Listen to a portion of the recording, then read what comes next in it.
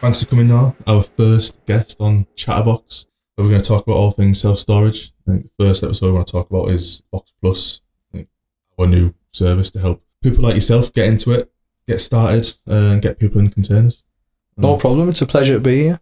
So, start with, how did you get into self-storage, really?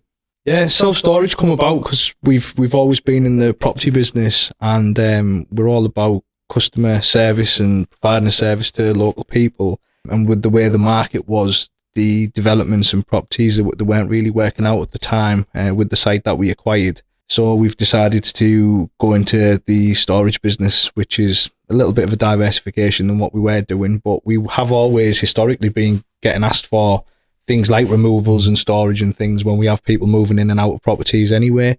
And when we've run some figures and it seemed quite interesting, so we decided to invest in it.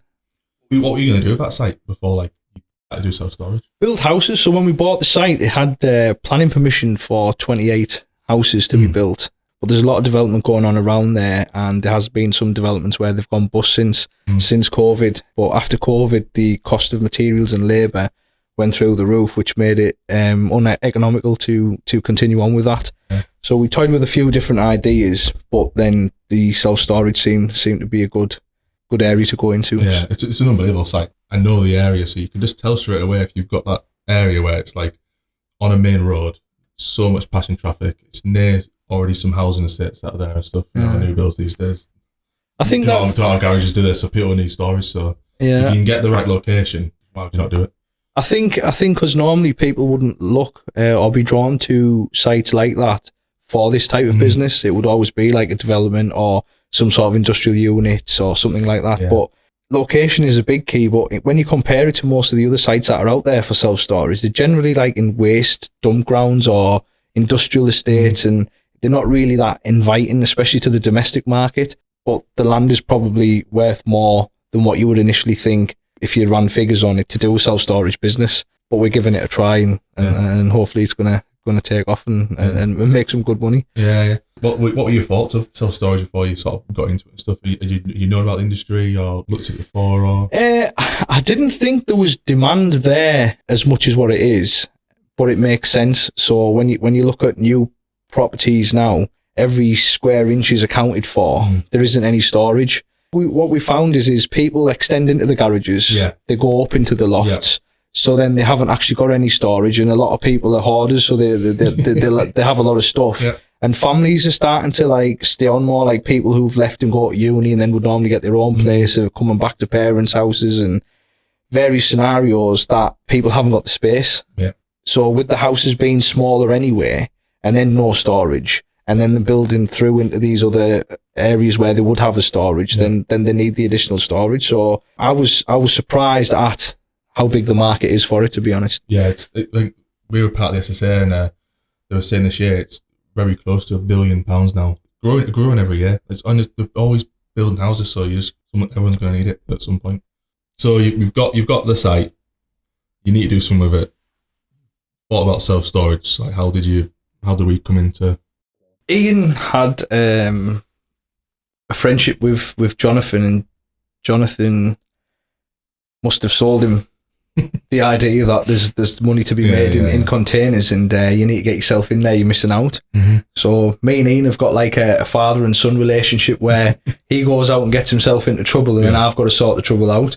As with everything really, when you first look at it, it looks like it's going to make a lot more and it's going to be a lot easier, and why weren't we doing this years ago? And that's it now, we're millionaires, but it doesn't quite work out like that. Yeah, I was going to ask what were some of your initial reservations about starting self-storage, or do you have any concerns about it initially? Yeah, it was, is it the line of work we want to do? What type of clientele were we going to have? Access, getting people in and out without looking into it further. It was like, this is going to be a headache. We're going to need to have a lot of staff, a lot of hours to be covered, and a lot of problems for not so much money. And it wasn't until the Box Plus that it can all sort of be done remotely if it's set up right.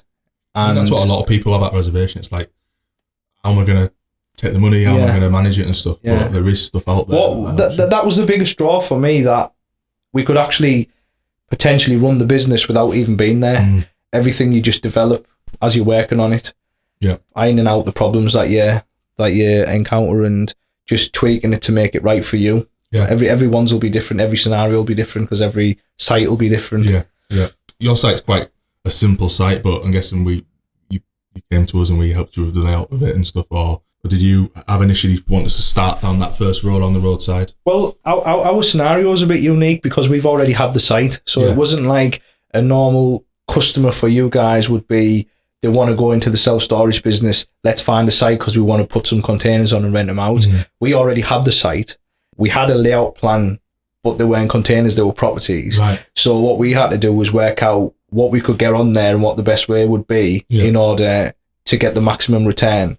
Because we had architects involved, and then with your Box Plus service and you was looking at the site and giving us the best layout to help us from your experience of how it will work, then we've just put that together and got a plan made and gone from there. It made sense putting that first row on the roadside, because one of the biggest things to attract new customers is that roadside visibility. So putting that row down, then when Jonathan came, I think, because we came back to the site, we thought, right, let's get a container on top of that first row, sticker it up. And I think from looking at how people are finding you, I've definitely seen a lot of people have said, saw signs or advertising. Seeing the site has been one of the biggest ones, and then the second biggest key was leaflet drops, which, to be honest, I was against it because I thought it was a thing of the past.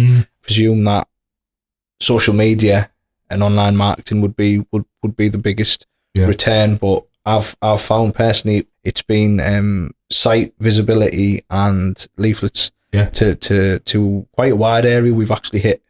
And we've sent 2 batches out so far, which has helped us to get to the levels of occupancy that we have now with the containers. I think that the flyer drop is something that maybe goes a bit under the radar of a lot of people because it is maybe seen as a bit of an old school way to attract new customers. So how did you actually go about doing it? What service did you use? Or I know I would say that because I get a bundle of leaflets delivered to my door and I just shot them straight in the bin without even looking. Now I respect them a bit more. That I've been using that, so I need customers from the back of our flyers going out, and I'd be highly offended if they just shot mine in the bin. But Royal Mail offer a service where they deliver direct to door, so we were going to use like a local company who do it, but we found that was a bit more of a cost-effective way, easier to organise, and maybe we'd get a better service.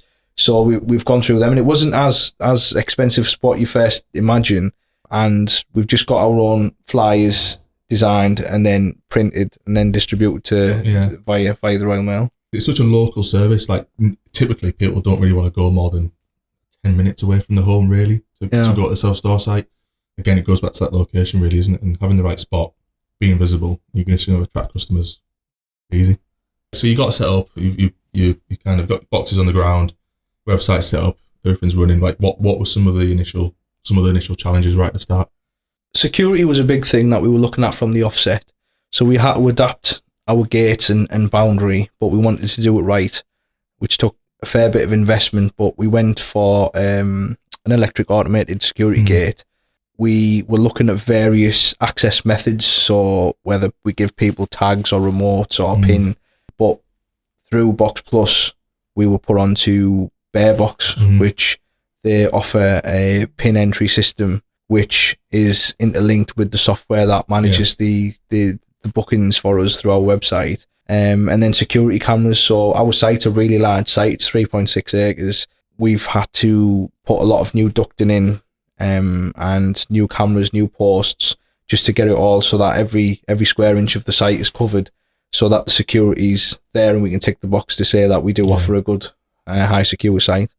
Having that site that's not just boxes in the ground, adding the security and stuff, it ticks a lot of boxes for the SSA to be a member as well. So you can't just join that and go in that extra mile and that security stuff. And it's another, it's a USP. It just gives people that peace of mind that I'm going to put my stuff in a container, it's going to be safe. I think it depends on what level you want to operate your business at. You could do it anyway. You could put a container in your back garden and rent out to somebody and sit on night watch all night if you wanted to. But our strapline was simple, safe storage. So we wanted to make sure that we tick them boxes to make it easy for people and to make it safe. So that their personal goods are protected, you know. Going back to like the one of the initial challenges was like how am I gonna manage the site?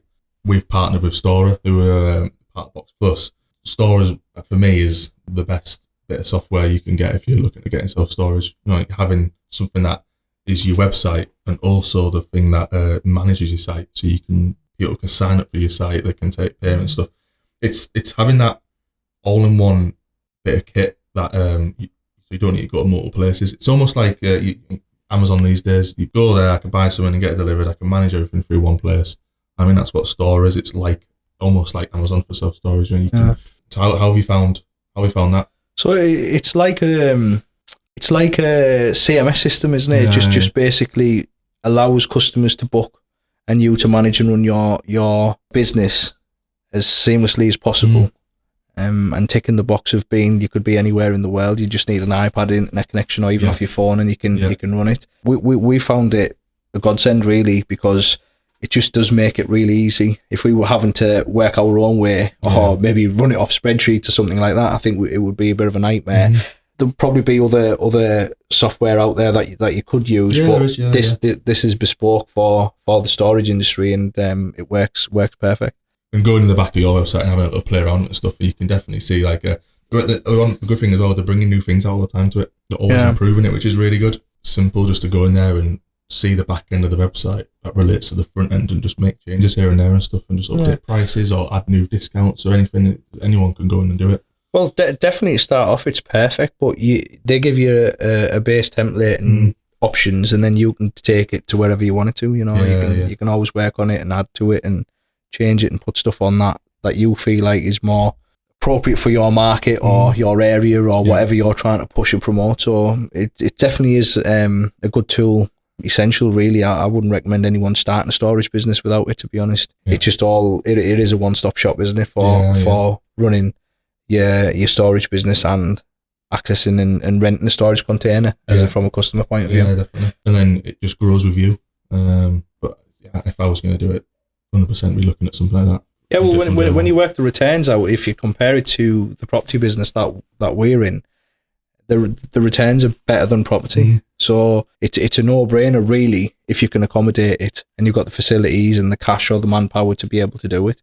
Obviously, we know it's a growing market and it's big business, but you don't have to be massive. I mean, we've got a huge site, but as you said, you can just have one or two or whatever you can fit. You know, if you've got a car park lying about, get some containers on it. Yeah, definitely. We've got a customer who was in demolition and he had a spare bit of land and he started off with containers. Now he's got well over 1,000. So, exciting industry to be in, really. You're one of our first Box Plus customers, and part of that is all the marketing and stuff, what me and the team can give you and stuff. So how's that helped you? Has it been a benefit? Massively. When you look to market anything, the difficulty is trying to get the marketing team to understand the product or service that you're marketing. So to use your in-house service where you understand the business and you're already in it, it just makes it so easy. Yeah. It always goes back to marketing. I mean, anyone who ever is in self-storage and stuff, the biggest thing is I've got boxes, I need to get customers in as quick as possible. For me, it's just staying fresh. What's something maybe someone isn't doing that you can do to target more people and stuff. Going from when we were first talking, I think you had about 15 sort of people in containers, and now you said getting towards 100 nearly right now, Yeah. When I did the maths at one point, it was like 60 days that we'd started and we had 60 boxes filled. Yeah. So that was quite good, and we knew that like this was going to work. It does tail off depending on what's going on, but we just want to allow the growth of it to be organic, because we are still getting the site complete, and we're also learning and ironing out any issues that we are experiencing. Not necessarily related just directly to the renting of the containers, but just the management of the site and the business and the logistics of it as a whole. We don't want to end up in a situation where we've got customers and we're having to turn them away because we can't satisfy them, especially when we know at some point in the near future we do need them. So I think sometimes we don't want to run before we can walk with it. And we have invested a lot in marketing. It's good to also have a minute to see what method of marketing brings back what return, you know, what customers, so you know what works and what doesn't work. I mean, we've done a bit of paid social, which I think's done all right to get a few more followers on Facebook, etc. Obviously the flyer drop and stuff, and just optimize websites. I think now you guys are ranking pretty well when you're Googling sort of self-storage Well, we're sticking with your marketing team, aren't we? So it's all on you now. Yeah, I'm waiting for you to get a few boxes down, then we can come over with a nice, get a drone up and get some good shots of a drone. I've been there before with a few of the sites. It looks really smart. Good. I think you guys you're getting all green containers, aren't you? It's good to have because of our location, it's classed as countryside. So in order to get the correct planning and do it the right way, we've had to keep it within certain planning conditions, and one of them was that they don't want them to stick out. You know, so with them being that green that they are, and with our hedges and shrubbery around, they sort of take your eye off it a little bit. Right when you were starting up, did you address the planning? Yeah, we wouldn't start it without it, because the last thing we want to do is invest a lot of money in it and then realise we're not able to do it correctly. So we wanted to do it right. We didn't want to upset any of the locals or the council. We wanted everybody on board. So we did it the right way, and we took our time and made sure we've got the relevant consent before we started. No, it makes sense. I mean, it's always something that crops up when we're talking to anyone new starting up is, what do you do about planning? We would always push people to, right at the start, do your site surveys, do your planning. So we can help people optimize their site right from the start. What a lot of people are doing now is doing the surveys, putting containers down, but planning for the future. We've got customers now who are going double stacking and doing the topper units, which is kind of a 20-foot container with the middle bit cut out, so it's like a walkway, and then you can walk through the container, and you've got two sort of smaller stores on either side. They're getting quite popular, but if you do that due diligence right at the start of your site, you're just going to make it easy for you in the long run and make more have a great opportunity of creating more revenue down the line once you are full on that bottom level. Then you can go up. So it's probably cheaper to put more units on top of a container than go and find a new site and start. Of course, because it's wasted space, isn't it? But again, it's all on locality. So I would say if you've got a smaller site and your situation is different in compared to ours, then business is a risk, and there's an element of risk in it. So maybe you would do it without the relevant due diligence and think, well, we'll deal with that if and when it happens. But I think when you've got the size of site that we have, it's better to just do it right from the start. Especially you're on that main road. Yeah. So and double stacking them definitely is something that we will look into, and we do want to do, but we need to get it all filled first, and then see where we're at with consent on doing that. How many units do you think you can get in there? The site's pretty massive. What you've got? When we looked at it, it was around 450 that we could get in on the ground at floor level, and then obviously we may get the same on top, or somewhere near. Do you think you're just going to stick to 20 foot or dabble in any tunnels or splitters? Well, when I've looked at it, we would get any shape or size if they're rent. And when you look at the demand of what people want, and then you look at the costs, it's not viable to get, in my opinion, on our site and in our business, a 10-foot container and rent it out, when you could just upsell the 20-foot, because it's a fraction more, if not the same. And then when you look at it, what I've been doing is, instead of getting a 40-foot for the one or two odd customer that want it, I'm just selling them two 20-foots. In my opinion, I think it works out best for their manners. Do a bit of deal on two 20-foots. Yeah, a 20-foot container, we always say, is the most economical size container you can get. It's the typical size of a garage, we always say. They are a good size, and I think it is the most popular. And as I say, if they need more, they can take it two. And if they only wanted a 10-foot, and when you look at the cost of what you would charge a 10-foot out, they're better off paying the £5-10 more or whatever it is and getting double the size. And people sort of deceive themselves on what they actually need. They think, oh, well, I'll make do with this. And then you turn up and they've got stuff outside the container, on top of the container, and you think, no, you haven't got one big enough. What things have we done to spur on business?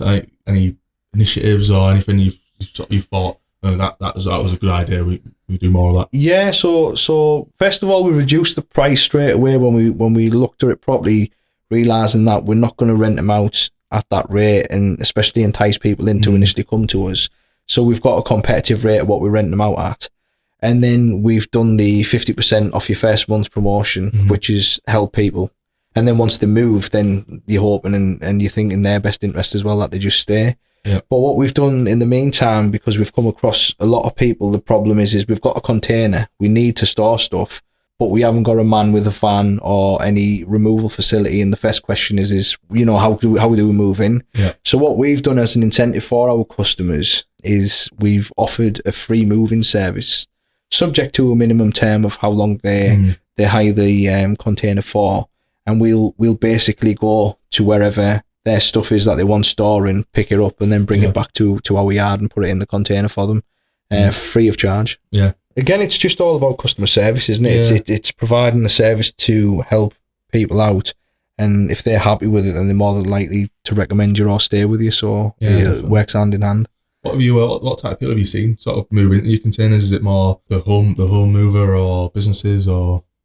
Well, every single scenario we've had already, to be honest. The biggest ones for us is we do get a lot of builders, tradesmen, because of our location and the ease where they can pull the vehicles right up to the container. Yeah.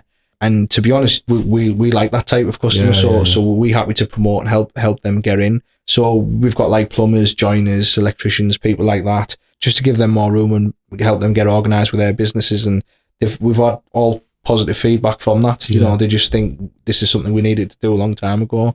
We've tried to keep it as simple as possible. Yeah, you've got 24-hour access.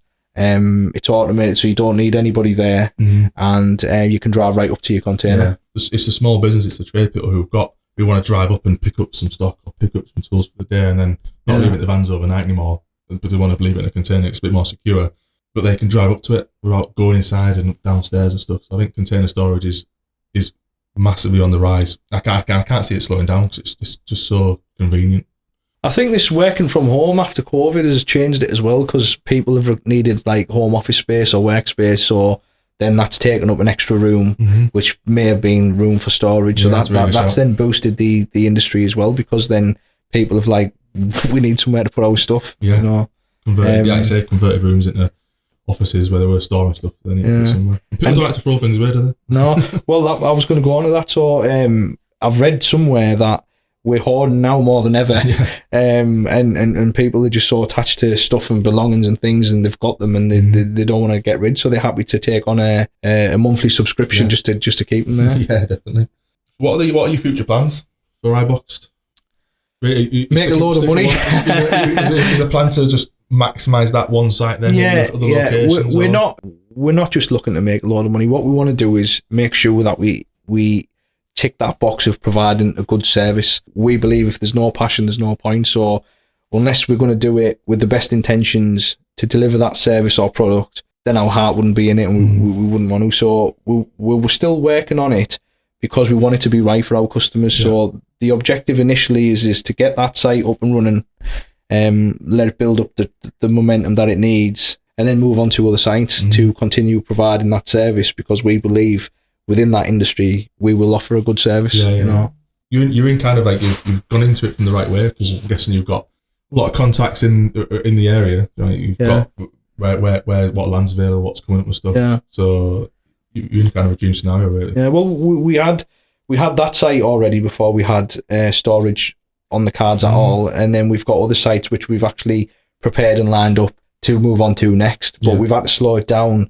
One being planning permission in them sites, that's been taking a long time, and also because we want to iron out the problems we've got now with this one before we roll them out to the other sites, so that we don't have to just experience them again, and just capitalising on the customer base straight away instead of potentially losing some because you can't deliver. Yeah.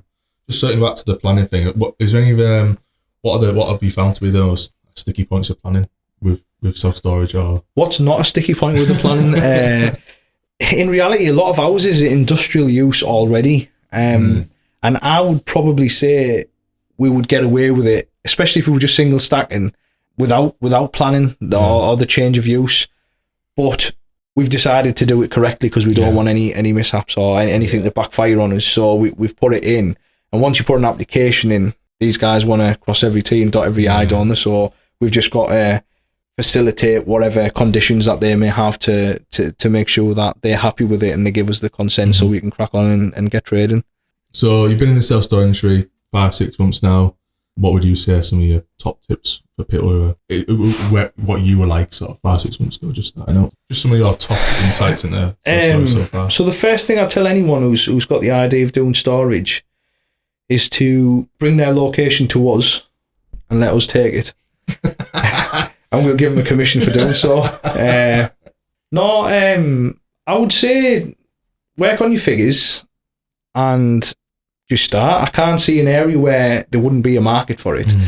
And I would say that if it's something that they want to do, or they want to do business and it's a good business to get into, I would say generally figures don't lie as long as you've run them through and you've done whatever due diligence. Just get cracking. Don't delay, because your risk can be kept minimal, because if you hire the containers instead of buying them, and if you're on subscriptions with the software and with the help of Box Plus getting you set up right, then what is your actual risk? And if you're renting the land, then maybe you could diversify into something else with that, or use it for something else, or maybe have some sort of easy in, easy out lease term, especially to begin with, to have that flexibility, so you're not losing a lot of money in getting established. But I would say if you feel like there's a demand there, which we know there is, but in the locality that they've got, and they're financially able to, then don't hesitate. Just crack on.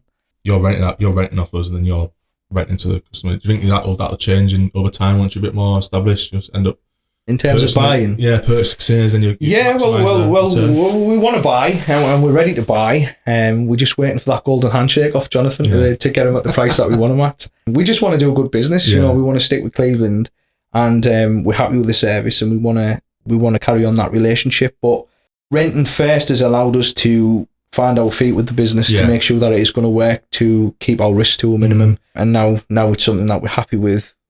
We're happy to go ahead and buy, but obviously we are looking to buy a decent amount of containers, so it's a lot of money. We've partnered with a finance company called Pro Business Finance, who a lot of people are using. Really good set of guys. Decisions are coming back so quick and stuff. So if you've got the trading history, etc., there's options like finance out there and stuff to look at. A lot of our customers, we've got a customer in Wales who we're hopefully going to bring on here in a couple of weeks' time. We've done nearly £1 million with him. Financing containers and stuff, so there's lots of options out there if you're looking against it. And with Approved Finance, the good thing is with them, it's not you don't just have to finance the containers; they'll finance things like the transport, if you need to do any groundworks and stuff. So you can basically you can put a lot of the initial setup through financing if you really want to.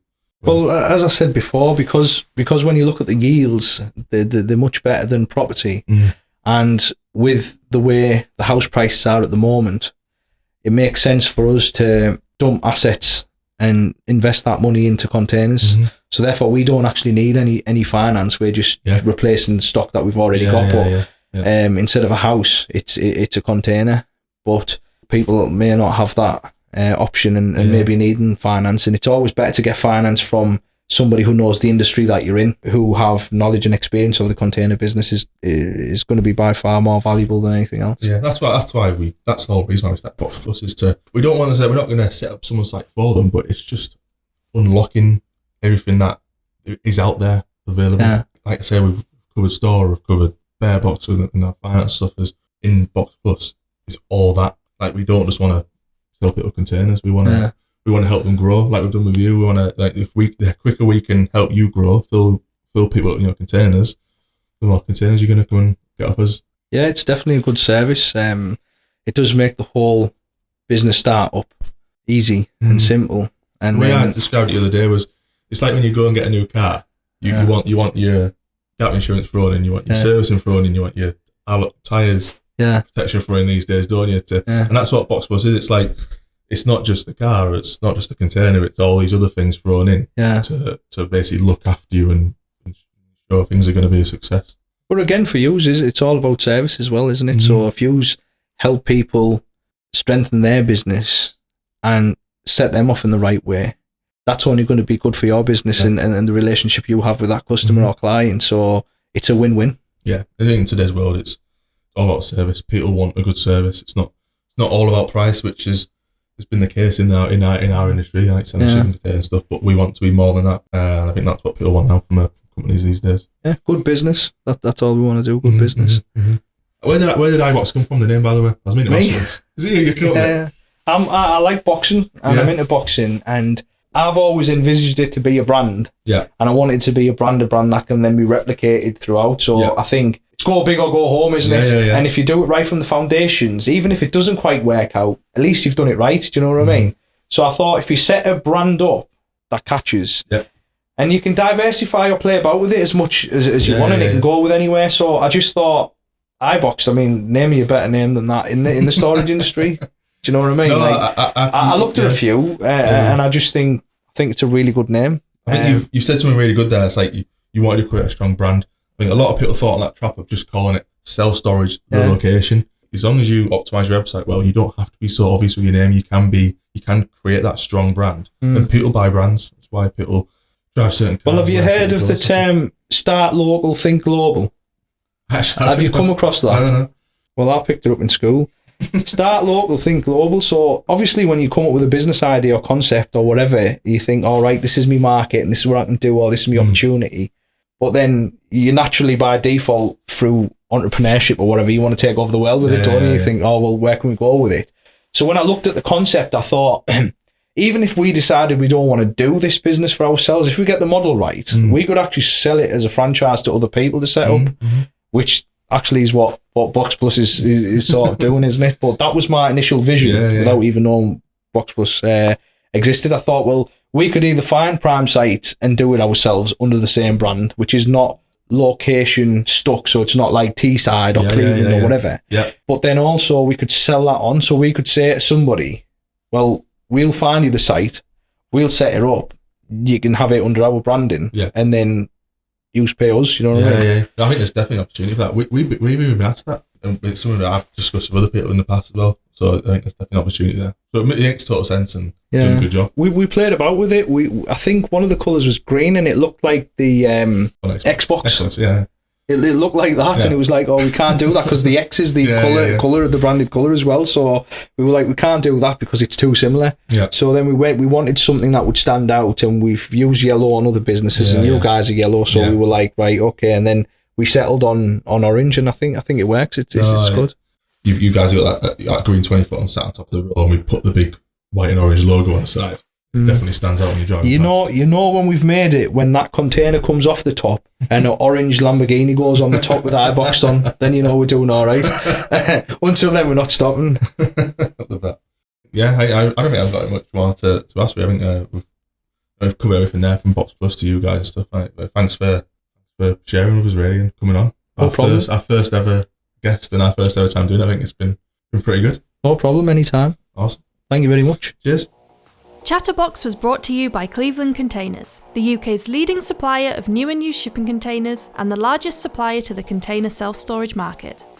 If you're looking to enter the self-storage industry or streamline and expand your current site, talk to us about Box Plus, our one-stop service that can provide you with everything you need to set up and run a simple, remotely operated and profitable self-storage business. For more information, head to clevelandcontainers.co.uk and follow us on social media for more content on all things shipping containers and self-storage.